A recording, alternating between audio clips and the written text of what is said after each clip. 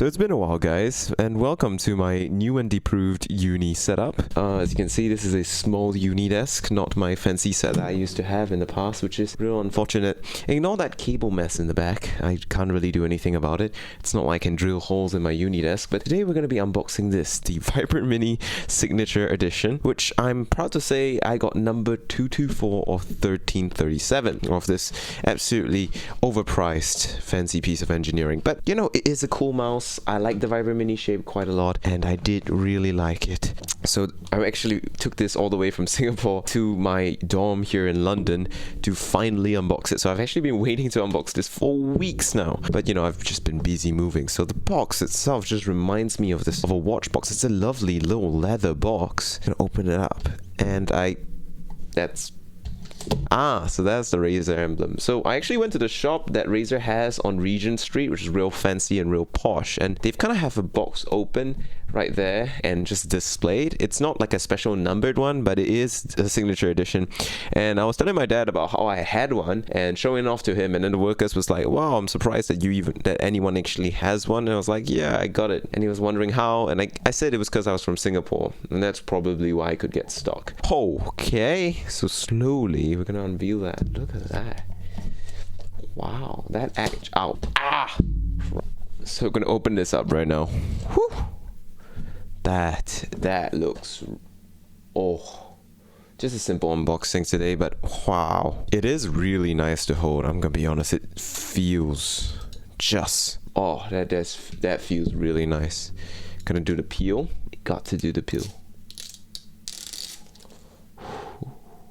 Very nice. Got mouse feet on the bottom. VIPER Mini RZ01. Just taking a look up close at this, it's really a nice mouse. We got a power button. We've got the magnesium top shell. Does feel like metal, so it's nice and cold, which is great. Not so great now because I'm in London and it's cold because it's still kind of winter, not yet spring, so it is quite cold, but it is a very nice mouse to touch. Wow, that feels good. Scroll wheel is also metal as well, which is really good. I do like this style of clicks where it's really like crisp and light and snappy rather than the thocky one. But there is quite a bit of pulse treble. Like look at that squishy bottom out. Not the biggest fan of that. And the thumb buttons, they're good. They're alright. For a mouse this expensive, the thumb buttons have to be perfect, and they still lose to the Lamzo Atlantis Mini. There's still a bit of looseness to them, a bit of wobble to them. It's not the best. There is very little pulse treble though at the very least, so it's very fast to press, but it's still a bit like wriggly. I'm not the biggest fan of that. Clicks are pretty well tensioned. Got that familiar VIPER Mini shape. Ooh, really good. That's quite nice. It's alright, all good. 49 grams is really light, and this is the XM2WE. That's side by side. It's definitely quite a bit smaller than the XM2WE in the hand. Like this feels really like a tiny mouse. This one just feels like a big claw grip mouse. And of course, number 224 of 1337. Now see what's inside the box now. Okay, so we've got this paper book right here, which has a bunch. There's a bunch of stuff. So you got a microfiber cloth, fancy cloth, dedicated to cleaning your $300 gaming mouse. Got your signature edition stuff, your manual, Razer stickers, not even fancy ones, not like silver or blacked out ones for signature edition. Your manual, your letter from Min Liang Tan. Oh, and here we have the glass feet and the grip tape. Wait, where's the glass feet? Crap. So you get a set of replacement PTFE feet. You get a set of glass feet if you really want high glide and low resistance. You got 2 alcohol prep pads, so you can clean it before you stick the feet on, which is nice. It's $300. And these kind of look like gamer condoms, I'm gonna be honest.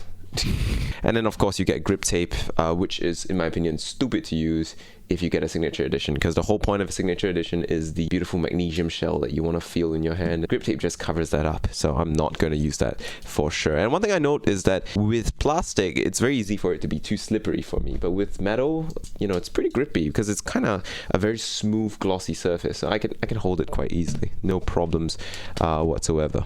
So apart from those accessories, you've also got, basically this is just the dongle that allows it to run at 4000 Hertz, and I think the street price for this is about 30-40 Singapore dollars, which definitely does not help compensate for the $300 price tag on this. But you know, if it's 300 USD, they better include something like this. No point not to.